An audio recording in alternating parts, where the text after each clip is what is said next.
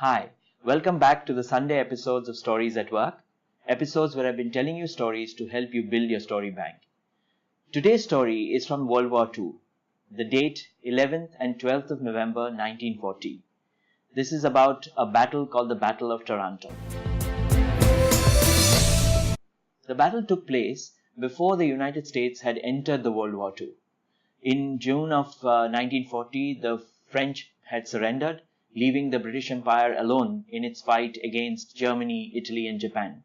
The British Empire had troops in Egypt, and they found it very difficult to resupply these troops through the Mediterranean because of the Italian fleet.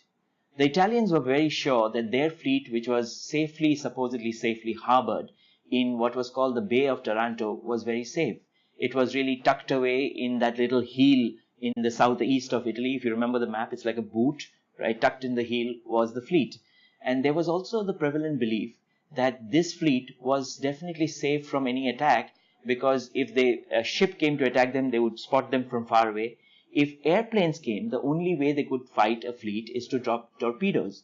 Now, the belief then was that the minimum depth required for any torpedo dropped from an airplane was 98 feet, and the Bay of Taranto was only 38 feet, so very safe. But the British had devised ways. What they had done is they had found a way to put a wire on the nose of the torpedo so that just before dropping it, they lifted the wire, then instead of the torpedo doing a deep dive, it would do a belly hop, and that would reduce the depth. Also, they had added wooden fins to the torpedo, thereby ensuring it could work in very shallow waters. The British, led by Admiral Cunningham, used a brand new aircraft carrier to do what was then recorded as the first all-carrier airplane attack in the history of any war, using that one aircraft carrier called HMS Illustrious, on which was 24 vintage biplane swordfishes. The first swordfish left the deck at about 9 p.m. and about 10:58 it reached the Bay of Taranto. In less than 1 hour, they completely obliterated more than half the Italian fleet, putting them completely out of commission for more than a year. This news reached many places, one of which was Japan. There was an admiral there called Ishiroku Yamamoto. Ishiroku Yamamoto saw this as an insight. He saw that if a fleet which was supposedly in safe, shallow harbor could be destroyed this way, this is how they could actually bomb Pearl Harbor. And he started making his plan, and he wrote his first note in January 1941. He kept refining his plan, and then in December 7th, 1941, the Japanese bombed the Pearl Harbor. Using 353 airplanes on 6 aircraft carriers, the Japanese completely destroyed that fleet, destroying over 3 destroyers, 6 cruisers, about 188 US aircrafts, and killing 2,402 Americans. This would be a great story for seeing how one can take an insight, a news and information from some source, and see how it can be relevant for some challenge that you are working on. But to me, the second half of the story is even more fascinating. This same news of the Battle of Taranto that reached Admiral Yamamoto on this side of the Pacific reached to Admiral Harold Stark, who was the head of the US Navy on the other side of the Pacific. In fact, Admiral Stark got this insight and wrote about it even before Yamamoto did. Within 2 weeks of the Battle of Taranto, Admiral Stark wrote a note to his team, his subordinates, and in it, this is what he wrote. He said, "By far the most profitable object of a sudden attack in the Hawaiian waters would be the fleet units based in that area." In the memo, he also observed that it might be desirable to place torpedo nets within the harbor itself.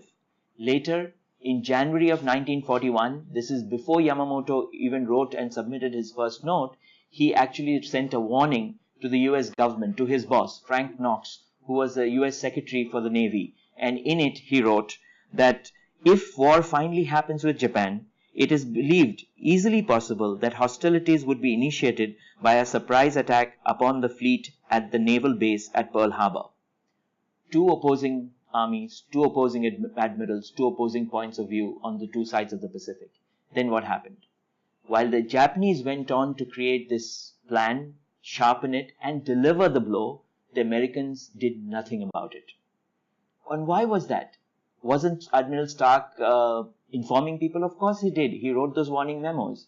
But what happened is, in all the day-to-day challenges, stuff like which is about protecting and not about sort of innovating usually tends to get lost. The admiral who was in charge of Pearl Harbor thought that any torpedo would get stuck in the mud. After all, it was a very shallow bay.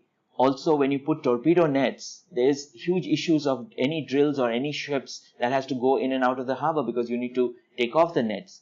And anything like that gets in the way of other important business, in that case like training the people.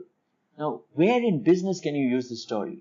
Well, there are two areas in you can use the story. One is about how you can take insights from information that happens to some other company, some other industry, and use it yourself.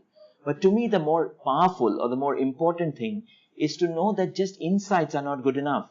You need to follow through your insights and bring them into fruition. And it's even more difficult when you are the incumbent, when you are the bigger company.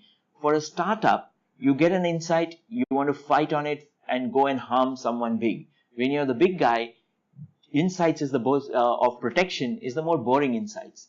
And that is something that needs a lot of communication, a lot of inspiration, a lot of force. I hope you enjoyed the story. Do let me know. Do follow us on our YouTube channel so that you can continue seeing these stories, and join the WhatsApp group if you want to download the stories and share it with your team and friends. Thanks for watching.